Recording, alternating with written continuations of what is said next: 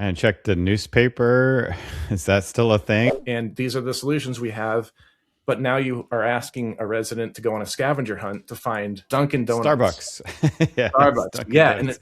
I am personally offended by that. Man, when I go to a different town, I don't want to know where the Starbucks is. I don't mind. I want to know Yeah. exactly what the culture is like and what the locals do, what they suggest.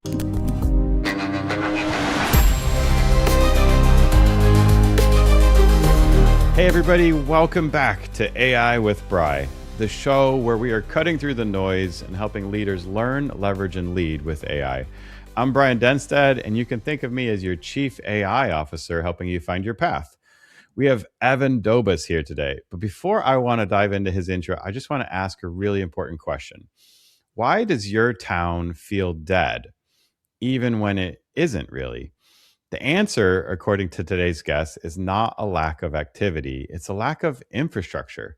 The events are happening. The culture is alive in your town. It's just nobody knows about it.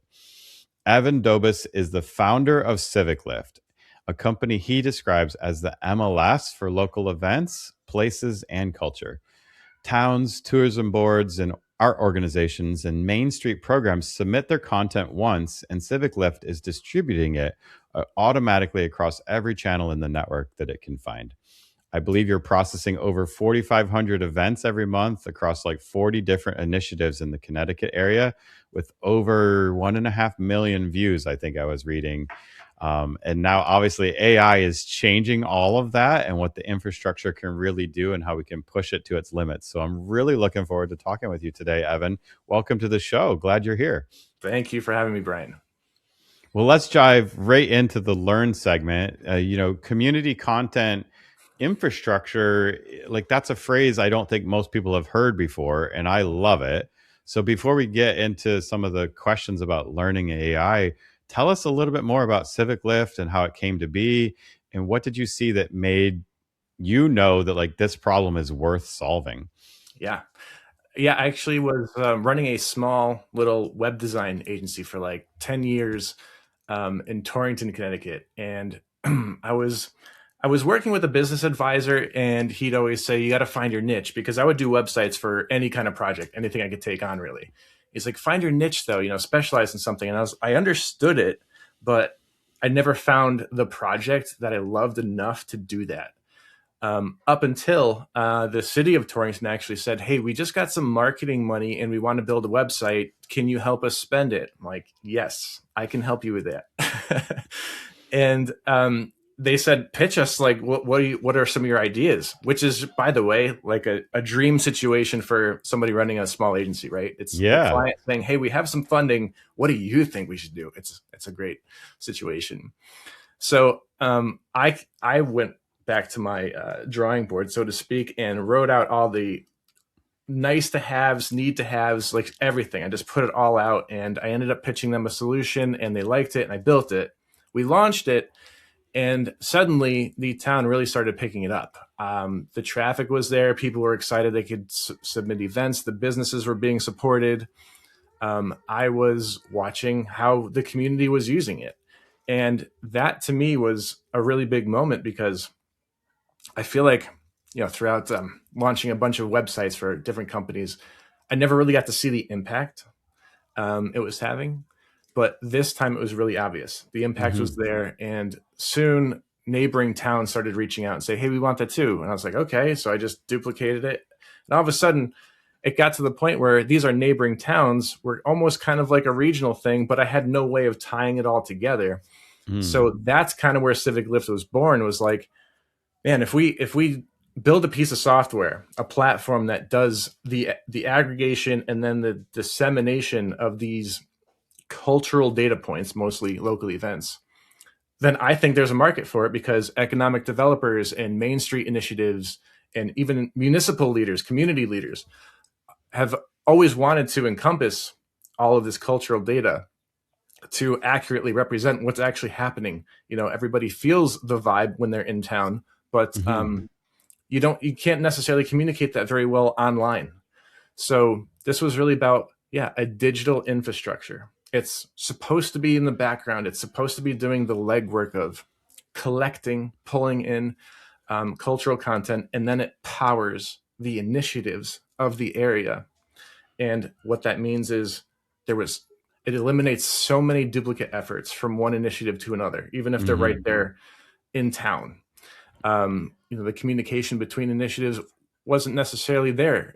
And now, since you centralize all of the information, everybody can tap into it the way they want it, and that helps them run a better, more efficient initiative. I love it. Well said. I appreciate your efforts on all this because we were talking about it a couple weeks ago, and I think this is what AI is really going to unlock for people is the ability to make a few dollars, but really have a strong impact on their community in some way, shape, or form. And you're definitely at the heart of it. Couldn't agree more.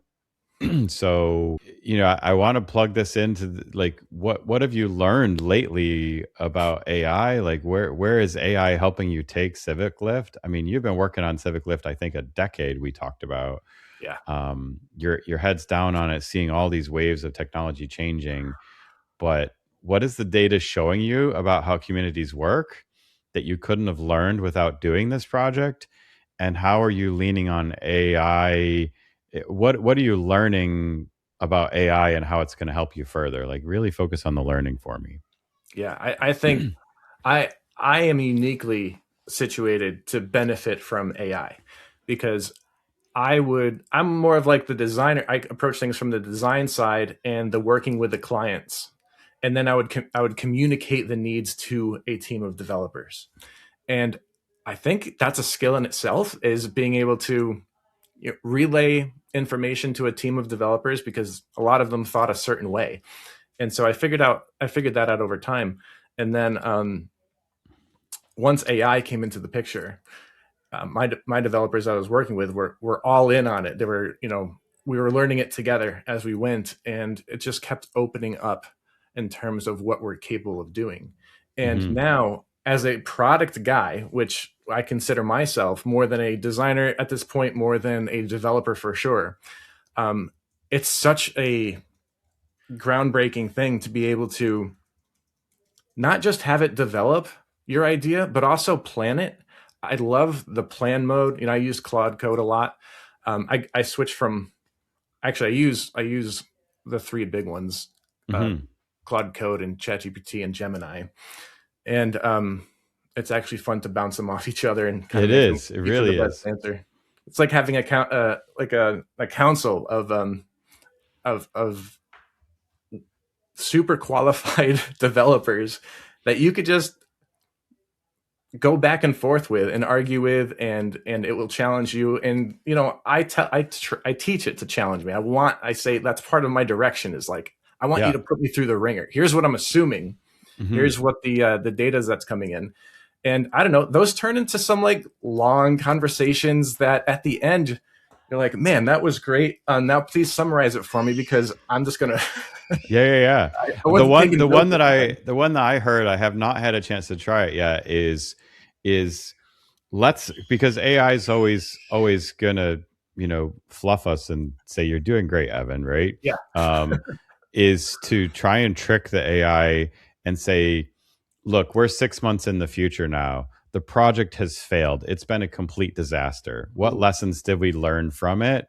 And how do we do better on the next project? Like go into the future looking lens of some sort. And I'm dying to try that out on some prompts and stuff in the future. So that's a fantastic idea. I yeah. haven't thought of that. I'm definitely gonna adopt that for sure. Yeah. Well, that's awesome. I'm just curious, like, you know, we know like the internet has created this giant fragmentation distribution problem, right? It's not, I don't know if it's a marketing problem or not. I mean, that's the reframe that community leaders haven't made yet, right? Like how does AI fit into solving that distribution problem now versus what you were trying to do 2 or 3 years ago? Yeah, actually, I would even go further than that and say it's actively making it harder unless you're involved with it and using it. And the example is, when you do a search on search engines, it gives you the AI summary most of the time, and most of the time that information is all you needed. And so now it's getting it's pulling the information from, in my case, a community. It's showing them, it's answering the question, and that's not even a click to your website. Mm. It already satisfied. So it's like, if your information is not digestible by these AIs, and it's not formatted that way, then you are now not only competing for clicks, but now you don't even need to click all the way through to a website to get your question answered. So it's Hmm. like the mentality has to shift from, it was always competition. Come to my website, go to my website instead of that website. And I just don't think that's going to work anymore, Mm. because it, and I say this when I'm pitching communities as well. We don't care necessarily where the information is found. We just care that the information is found. We want to modernize and make this so that your community is at the cutting edge and understood and digested by AI, so that, when somebody does a search for what is there to do this weekend with my family, the question gets answered whether or not they actually got to any specific website or not. So Yeah. that it's a big shift though in the Hmm. mentality. And yeah, I don't think communities have really thought taken a lot of action in a big way with that, because the answer has been a Facebook page Mm. or a newsletter that you sign up for, or there was no swift way to coordinate between the initiatives that we're running. So it just kind of was business as usual, and these are the solutions we have. But now you are asking a resident to go on a scavenger hunt to answer that question of, what do I do this weekend with my family? It's that weird dichotomy between like all these mini worlds that we've created online, right? Like Yeah, you and I know if you want to go down the Pokemon subculture, you could probably make money at it. You can be the Pokemon expert, but like we can do the same thing about monarch butterflies or anything that we're passionate about in on this planet. So it's this dichotomy of places like Yelp or, you know, Eventbrite or things like that are trying to be aggregators, but it's might not surface on my local Facebook page about butterflies or whatever that is. So I don't know. I think it's such a sharp reframe what you said. Like we've got to curate the content and get it to all of those sub verticals in some way, shape, or form.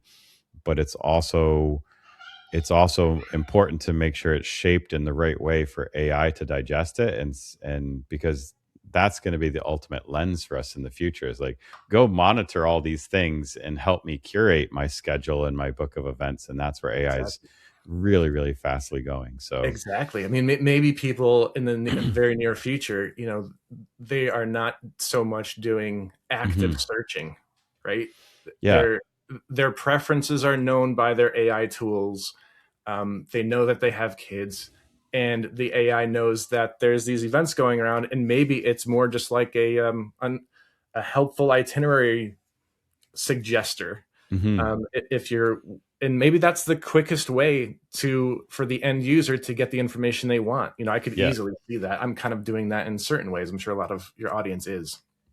Yeah, and I think for those listening, go like, well, this is all about civic stuff and community building, but I think there's a huge parallel here to what I'm seeing in enterprise AI adoption because the problem's never the content or the people; it's this plumbing underneath that's connecting them all together.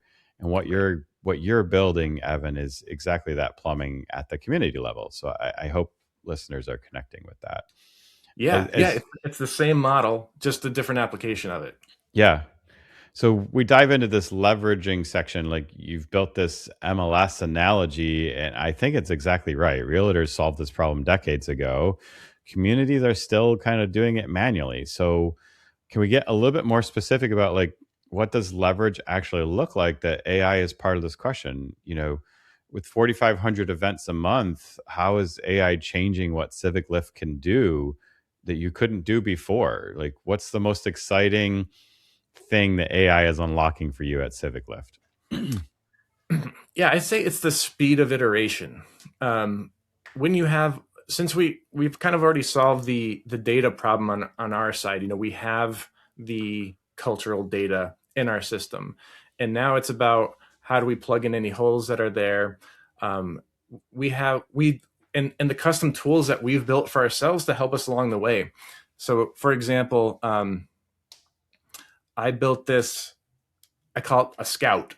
Basically, it's an AI. It's a piece of software that I built with AI, and I say if I'm going into a new region or a new town that I don't have any previous experience with, I'll say go find the event sources in that town. Go find the APIs that I'd be able to connect to. Go find the popular cultural websites that already exist to help me get a gist of what is actually happening in this town that I might not be familiar with. And it reports back a lot of the main sources, even kind of builds a profile, a personality type for the community, what's important there, why people move there. And that information, of course, goes to just the cultural data, but it'll also look into articles or stories that have been written about the area. Realtors themselves are a good source. Some of them are active on LinkedIn and blogging and talking about the towns that they work in. That's all like really important context for our software to have. So I've been able to build that tool and iterate on it. And the best thing is I've looked for tools like that, and I've used a lot of other SaaS platforms and or services to help me with efforts that looked like that. Um, None of them worked out of the box. I think what Yeah. I'm doing is a little specific, Yeah. and they're not trying to be the answer to everybody, because then you're not a complete answer to anybody if you do that. Yeah. So the ability to go back to the tool and be like, okay, these are the results. Well, not really what I had in mind. I wanted it more like this, and you just work with it and you mold it into what it needs to be. And the fact that you don't even have to communicate about, well, it didn't work because the API got hung up here. It's just, it didn't work. I was expecting something else. Help me figure that out. Why? And then it can do that. We've also replaced a lot of other tooling that we've had. For example, even after I make a initial demo for somebody, of course I have my AI note taker in there, right? I use Fireflies. It takes the notes, it gets the transcript. And so I built a platform to help me build the proposal. And what it will do is it'll ingest the entire transcript, everything that we spoke about from every meeting we had, and of course all my notes are there. And this platform that I built knows all about Civic Lift and what I like to sell it as. And it combines the two, what we talked about on the call versus what Civic Lift actually does. And it generates a proposal for me. And it'll even do that with the contract too. So that's another way where we're leveraging it, where it's not even necessarily our software that we're building, but it's the tools to help us run a company. Yeah. And the fact that when I used to give demos and somebody would interject, I like everybody participating. You're frantically trying to write notes so you don't have to so you don't forget some of the good points, but That's right. it takes you out of it.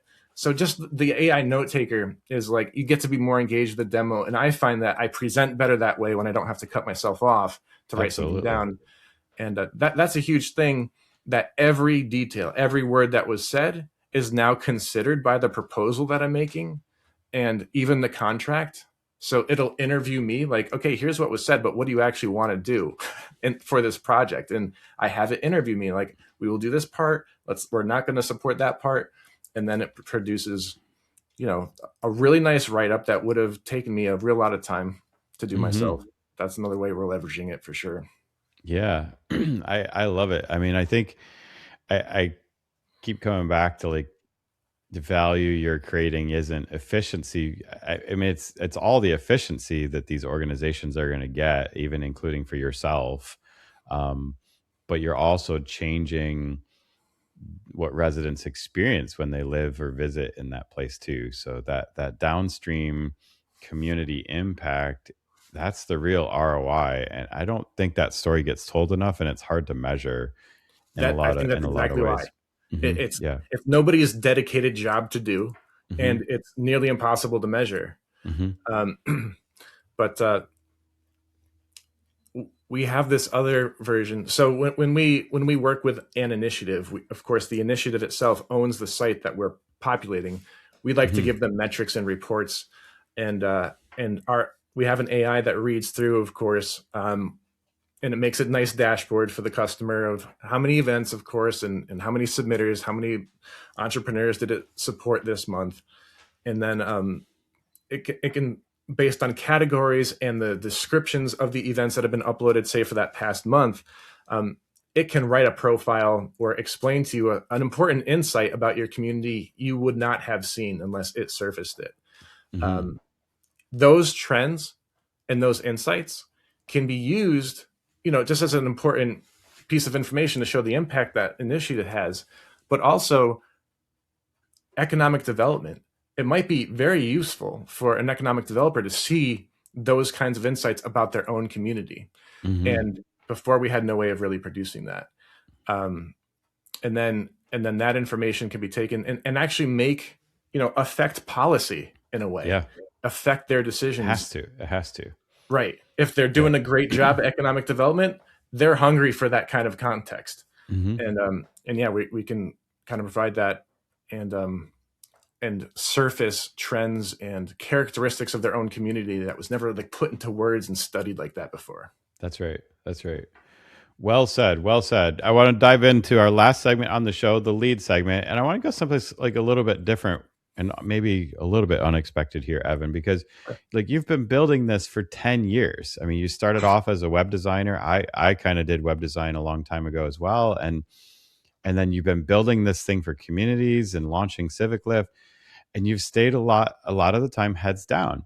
That's a very different founder story than the move fast, make noise approach that most of us are used to like hearing about. Yeah. So what does that kind of like patient infrastructure thinking teach you about leadership, and how is it shaping how you think about how AI as a tool for community building? I've always said that we've had a customer driven roadmap. I learned early on that I don't necessarily know perfectly what's going to work in any community, and because communities are like personalities, they're all slightly different. And so we had that classic MVP approach, like build the minimal viable product, Hmm. expose it, stress test it with real world users, and react. And that has been the process for me. And of course, when we're working with initiatives that have their boots on the ground, and they tell us, hey, this is great, but we could also use this. That's how development has been for Civic Lift the whole 10 years. Hmm. It's listening to what was needed, and then, we're frantically trying to build it. And I've been bootstrapped this whole time, Brian.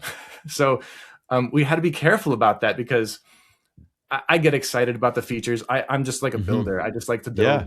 build. And of course, if there's a customer saying this would be valuable to me, I'm like, and I like the idea, I'm like, let's go. Especially if we can find that this works for them, but it's going to work for many other community leaders too. Hmm. So let's rope it into our platform. But That's man, right.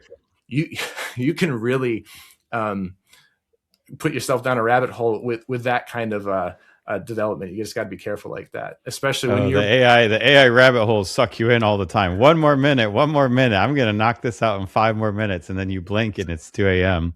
So exactly exactly. 100%, we are all facing that challenge of when do we go to sleep, because it's so exciting. Like I don't Yeah. know, Yeah, but what do I they think call you're it? There's a phrase for it now. It's like, oh, I forgot what it was, but AI psychosis or that's the one. Yeah, the psychosis. Yeah, where you're like you're all bug eyed and you're exhausted, but you're happy, Yeah, yeah, yeah, and you're yeah. like Absolutely. excited. I am. I go to sleep thinking like, man, I can knock that out tomorrow. I'm gonna add that little bell and whistle tomorrow. Like all the stuff that would take hundreds of thousands of dollars. Like, no, Yeah, I'll just fire up a quick agent and that'll get that knocked out for me. So I I I've, mean, I I was gonna say, I've had I certainly have had hundreds of thousands of dollars worth of development done by uh, working with the AI for sure. that's right. Same here. Same here.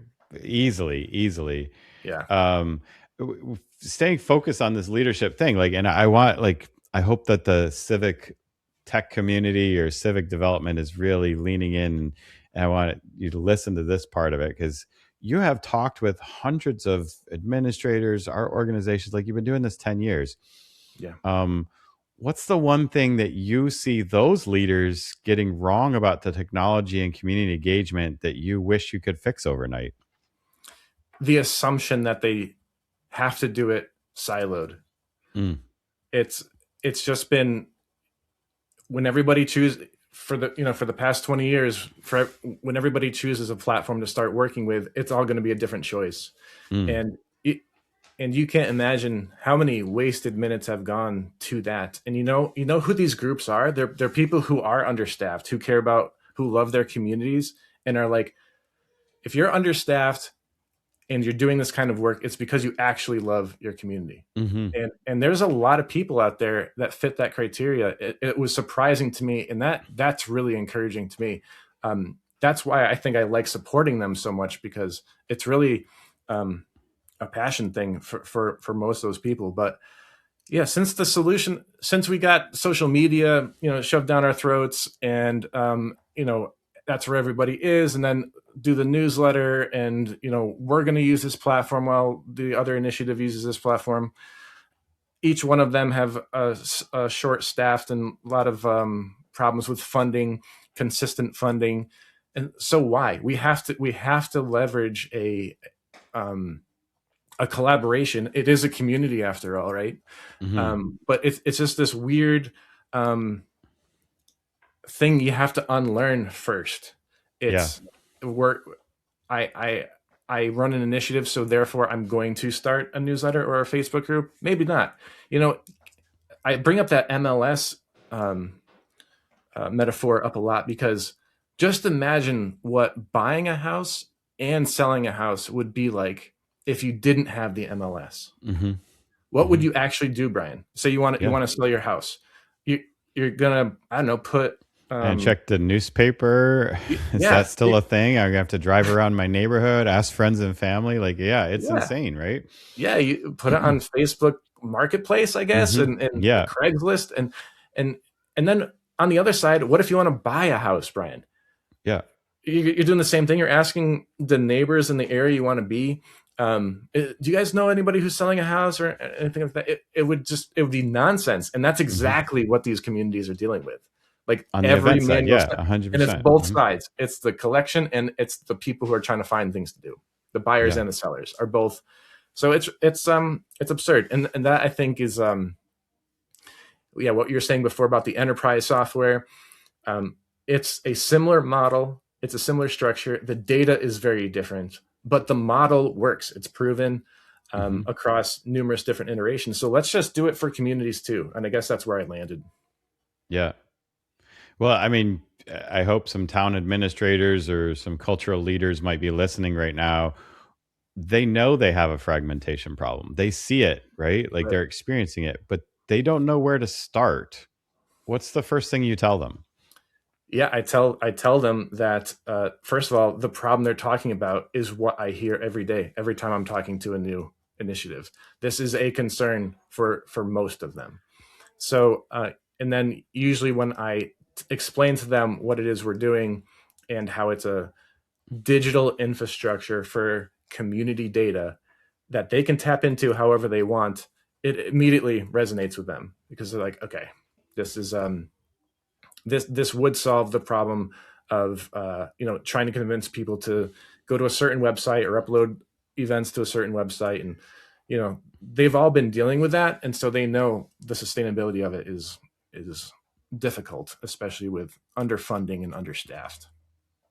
So what I'm hearing in this, and I'm excited, is the communities that are going to win in this AI era aren't going to be the ones with the biggest budgets anymore. They're going to be the ones that finally get the infrastructure right. And I think that's a really hopeful message for places that feel like they've been left behind, right?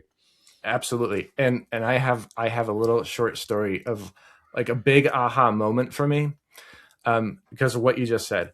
I have a personal problem with the fact that, back when I started this, I could go to the main intersection in Torrington where I was, and I could Google on my phone coffee near me. Now I know that there's this awesome coffee shop down the road, and the entrepreneur running that shop just spent 3 months in Colombia tasting and sniffing beans to figure out what they want to. Yeah. Their passion is there, and they opened up a shop and they took care of every step of the process, the furniture in there, the experience, what it smells like when you walk in, like everything. They're passionate. They're exactly what you want an entrepreneur to be. But the results on my phone was Dunkin' Donuts. Starbucks. Yeah. Starbucks. Dunkin' Yeah. Donuts. And I am personally offended by that. I've always been a big community guy, shop local guy. But man, when I go to a different town, I don't want to know where the Starbucks is. I don't mind. I want to know exactly what the culture is like and what the locals do, what they suggest. And unfortunately, I also don't want that guy running the coffee shop to have to learn digital marketing. I'd rather have him sniffing beans to make sure that the cup of coffee is amazing. Yeah. And so let's deliver to them the mechanism to spread the word like that, and make it so they don't have to take on yet another role, which will distract them from their passion and their business, ultimately making it not as nice for their customers. Let's remove all that and just modernize and let them leverage a system.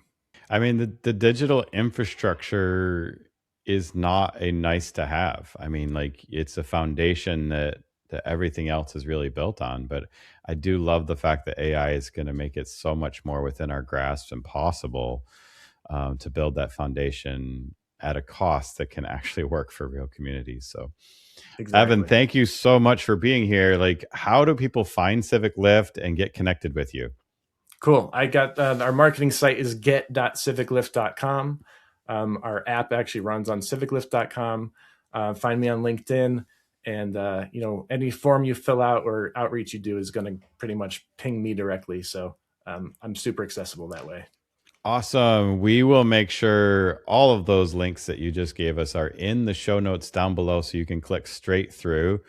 To everybody out there, if you work in civic life, economic development, tourism, arts, or any kind of community building, please share this episode. This conversation is critical for your region, and they need to be having it right now. So please follow the podcast. I'm serious when I say it. Leave us a review. I want to know your feedback on this episode and others. And check out all the ways to connect with Evan again in the show notes. Again, I'm Brian Denstead. You've been listening to AI with Bry. And remember, the future doesn't wait. Learn, leverage, and lead, and we'll see you next week. This episode of AI with Bry was hosted and produced by me, Brian Denstead. Produced with help from Nancy Velasquez and Kelly Lopez. Video by Leo Moralina. Sound AI generated. Find us on all platforms at AI with Bry and visit ai.bry.net for more. Learn, leverage, lead.